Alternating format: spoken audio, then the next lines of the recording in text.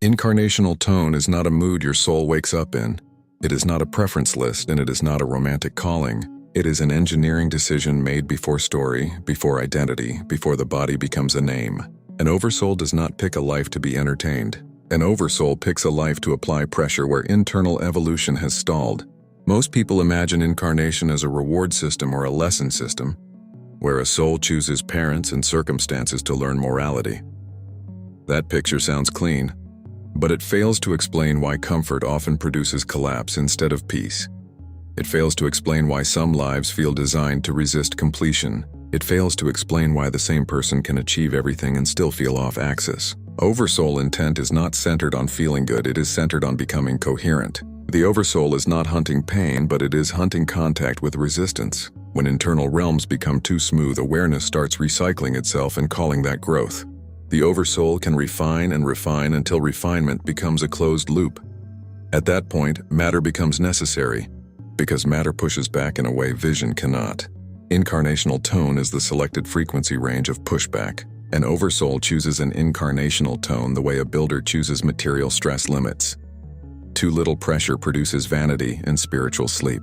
Too much pressure produces fragmentation and loss of signal. The selection has to sit inside a narrow band where disruption can be metabolized. This is why some lives feel intense in ways that surprise the personality. The personality did not choose the band, the oversoul did. The intent is not to punish the fragment, and it is not to teach it a moral lesson. The intent is to expose specific internal architectures to forces they cannot simulate inside the oversoul field. Certain capacities only become real when tested against density, limitation, and time. If an oversoul wants patience as structure, it needs slowness that cannot be bypassed. If it wants integrity as structure, it needs temptation that cannot be avoided. Incarnational tone selects the kind of reality that can deliver that test. This is why the first question behind incarnation is rarely, who do I want to be? The first question is what must be made undeniable inside me. Oversoul intent is not sentimental, it is surgical.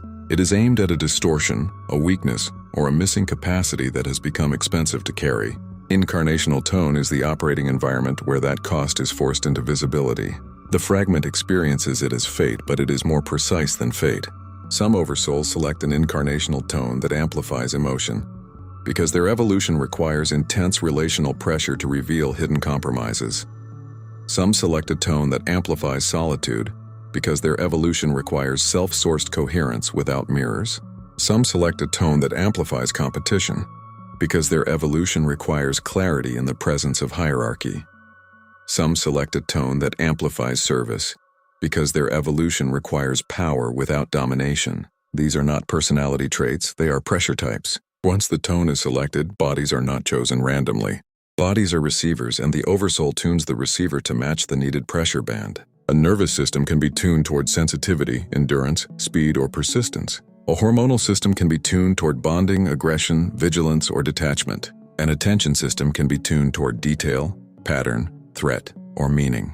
The body becomes an instrument for the oversoul intent. This is why two people can be born into similar circumstances and experience two different worlds. Their bodies are tuned to different bands, so different signals penetrate. One is devastated by disapproval, another barely registers it. One is shattered by solitude, another sharpens inside it. One cannot survive chaos, another needs it to stay awake. Incarnational tone determines what counts as real impact. It also determines what the fragment will call normal. If your oversoul selects a friction-heavy tone, you may feel restless instability and guilty for it. If your oversoul selects a density-heavy tone, you may feel slow and behind even when you are exactly on schedule. If your oversoul selects a sensitivity-heavy tone, you may feel fragile when you are actually precise. The misinterpretation is predictable, because the personality compares itself to other bodies tuned differently. Oversoul intent is not concerned with comparison, it is concerned with alignment. Incarnational tone is not limited to the human body, and it is not limited to Earth. Even within Earth, it extends into time period, culture, climate, and collective mood. Some Oversouls choose eras with high constraint because they need compression to distill truth. Some choose eras with high freedom because they need responsibility without external force. Some choose collapsing systems because they need to learn stability when the field is unstable. The era is part of the receiver design. This is why the Oversoul rarely chooses a life that is simply pleasant. Pleasant lives often allow tone to remain implicit, and implicit tone does not refine. The Oversoul may allow ease as recovery, but recovery is not the main project. The main project is to bring a capacity into embodiment that cannot be bypassed. If the Oversoul wants sovereignty, it will not choose a life where sovereignty is handed over easily. If it wants compassion with boundaries, it will not choose a life with safe people only. This also explains why some incarnations appear to contradict the fragment's values. The fragment says, I want peace, yet the life is conflict heavy. The fragment says, I want love, yet the life is solitude heavy. The fragment says, I want certainty, yet the life is paradox heavy. The Oversoul is not mocking the fragment. It is training it to generate the desired quality internally. Incarnational tone selects situations that force the internal generator to build. Now the pressure gets sharper. Oversoul intent is not just about what you endure, it is about what you cannot escape inside yourself. An incarnational tone can be chosen to expose a hidden addiction to approval, a hidden dependency on being needed, a hidden hunger for control. It can be chosen to reveal a weakness that only appears under success, not failure. Many fragments think suffering is the main teacher, but success can be the more dangerous mirror. Oversouls select tones that reveal the mirror they need, not the mirror that flatters. Incarnational tone also determines what kind of spiritual language will fail you. Some tones make concepts easy but embodiment hard, so the fragment becomes an intellectual mystic with no integration. Some tones make embodiment easy but concepts hard, so the fragment becomes grounded but inarticulate. Some tones make both hard, forcing the fragment to build a new language from lived pressure. Oversoul intent is not to make you sound enlightened, it is to make you stable in reality. A tone can be chosen specifically to break the habit of hiding inside ideas. This is where the third vector begins to show its teeth. Because once you accept that Oversoul intent chooses tone as pressure, you must face what the fragment tends to do with pressure. It tends to moralize it, personalize it, or pathologize it. It says the body is wrong, the world is wrong, or I am wrong. The Oversoul is not asking for self-blame, but it is also not offering rescue. It is asking for accurate reading of the pressure signal. A fragment will often confuse tone with trauma. It will say my nervous system is damaged, when the truth is my nervous system is tuned. It will say I am too sensitive, when the truth is sensitivity is the interface required for this incarnation. It will say I am too intense, when the truth is intensity is the band that creates structural change here. Trauma can exist inside any tone, but tone exists even without trauma. If you cannot separate them, you will treat a tuning problem as a healing problem and never arrive. A fragment will also confuse tone with identity.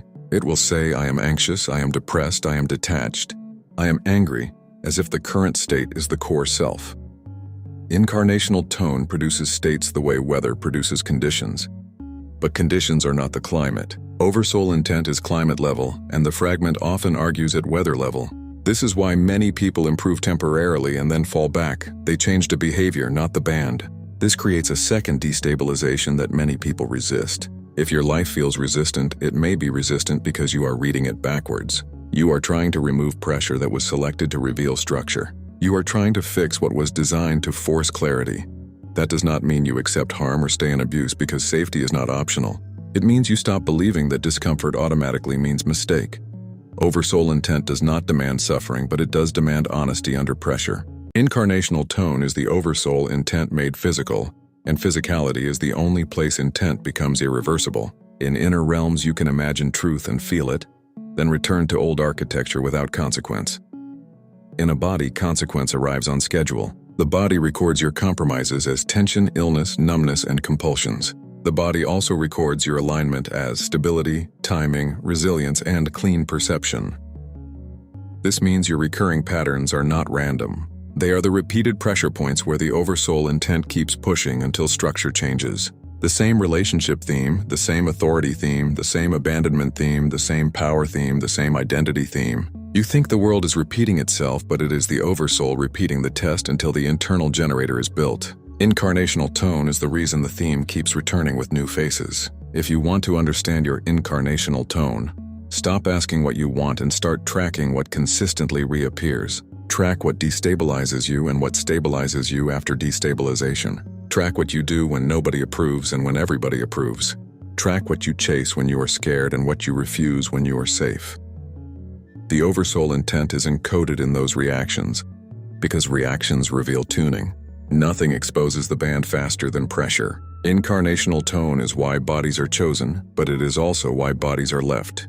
When the intended capacity becomes stable, the band is no longer needed in the same form. The Oversoul may shift tones, shift bodies, shift worlds, shift densities, because the training environment changes with the architecture. That is why a life can feel like a mission rather than a home, and it does not make the life meaningless, it makes it precise. What you call your problems may be your tone working correctly. What you call your personality may be your tone in conflict with your habits. What you call your fate may be your Oversoul intent insisting on one thing you keep avoiding. This does not give you a neat answer, because neat answers end pressure and end movement. It gives you a better question that keeps movement clean. What is this life tuned to force me to embody that I keep trying to understand instead of becoming? You may have been carrying an assumption that kept the whole framework feeling clean, and it is the assumption that incarnational tone is selected because it fits who you are. That idea flatters the personality, because it implies the body is a tailored suit for self-expression. It also keeps suffering understandable, because every pressure can be explained as a lesson. But an Oversoul does not always select a tone because it matches you. An Oversoul often selects a tone because it will not let you hide. If incarnational tone were only about alignment, then aligned people would feel steadily relieved as they grow. Instead, many people who become more aware feel more friction, not less. They gain insight and lose comfort. They gain clarity and lose tolerance for the old life. They finally see what is true and then discover that truth costs something daily. That is not a mistake in the system. That is the system doing what it was designed to do. Incarnational tone is not a preference. It is a constraint. It is a selected range that limits what the fragment can do with consciousness in matter. The personality wants to believe it is here to expand into its dreams. The Oversoul may agree with expansion, but it may demand containment first. A tone can be selected specifically to prevent a capacity from running wild. Some fragments carry power patterns that would distort a whole life if left uncontained. So the Oversoul chooses a tone with friction to keep that power honest. This is the first destabilization. The body is not always chosen to amplify you. The body is often chosen to regulate you. A quick mind can be paired with a slow emotional processing system so it cannot weaponize intelligence. A high sensitivity field can be paired with a heavy fatigue pattern so it cannot overextend into savior roles. A visionary capacity can be paired with a stubborn material reality so it cannot bypass consequence. Incarnational tone can function like a governor, not a crown. The fragment interprets that governor as brokenness because it compares itself to other tuned bodies. It says, I should be able to do more, I should be able to feel more, I should be able to succeed faster, I should be able to be normal. But normal is not a spiritual category. Normal is an average of tunings that were selected for other intents. Your limit is not always trauma. Your limit can be the boundary that keeps your evolution real. This becomes uncomfortable because it suggests that some of what you call healing is actually resistance to design. You try to dissolve the very friction that is forcing your structure to mature. You chase bliss like proof of progress, not noticing that bliss might be outside your current band. You chase constant peace, not noticing that your tone might be engineered for precise conflict that burns away self-deception. The nervous system you want might not be the nervous system that completes your Oversoul intent. Now the second destabilization arrives and it is sharper. Many people assume the Oversoul selects a tone to make the fragment wiser and kinder. Sometimes the Oversoul selects a tone to make the fragment less certain. The soul does not always need empowerment. The soul sometimes needs humiliation of its own premature conclusions. A tone can be chosen to repeatedly break the fragment's false authority so that a deeper authority can form. This is why some lives contain recurring situations where you are misunderstood even when you speak clearly. The personality says this is unfair. The Oversoul says this is calibration.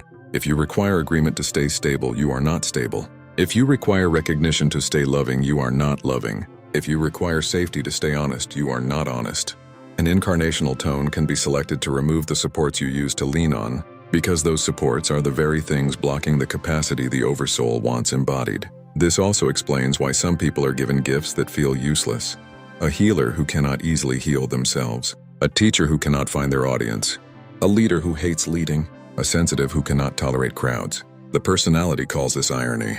The Oversoul calls it pressure placement. The tone forces the gift to become clean rather than performative because performance is cheap and embodiment is expensive. At this point, the framework stops being sentimental and starts being diagnostic. Incarnational tone shapes what kind of choice you can make without self-betrayal. Some bodies can choose speed without losing integrity. Some bodies choose speed and become hollow. Some bodies can choose intensity and remain coherent. Some bodies choose intensity and destabilize. The moral language you learn does not explain this. Because morality talks about should, tone talks about can. If you try to live outside your band, your life will punish you without needing anyone to judge you. You will develop compulsions that you cannot explain. You will chase stimulation or numbness. You will call it weakness, but it is actually feedback. When you force your system to play a frequency it cannot metabolize, it finds any exit it can. That exit can look like addiction, avoidance, anger, or collapse. Not because you failed, but because you were operating in the wrong range. This is why the question is not, how do I become the most spiritual version of myself? The question is, what range can my body metabolize while staying honest? Incarnational tone defines the honest range. It defines what kind of work makes you clearer versus what kind of work makes you inflated. It defines what kind of relationship makes you present versus what kind of relationship makes you perform. It defines what kind of mission makes you grounded versus what kind of mission makes you delirious. Now the second vector deepens, because bodies are not just receivers, they are filters. Your body does not simply take in reality, it edits reality. It highlights certain signals and dampens others. That editing is not random, it is part of incarnational tone. The Oversoul chooses filters because filters create specific kinds of learning. Some filters are obvious, like sensitivity to sound or crowd energy. Some are subtle, like what you interpret as disrespect, what you interpret as love, what you interpret as danger. Two people can witness the same event and one feels threatened while the other feels invited. The personality says one is insecure and the other is strong. The Oversoul says they are tuned differently. Strength is not the same as compatibility. A filter can be chosen specifically to keep you from gaining certain satisfactions too easily.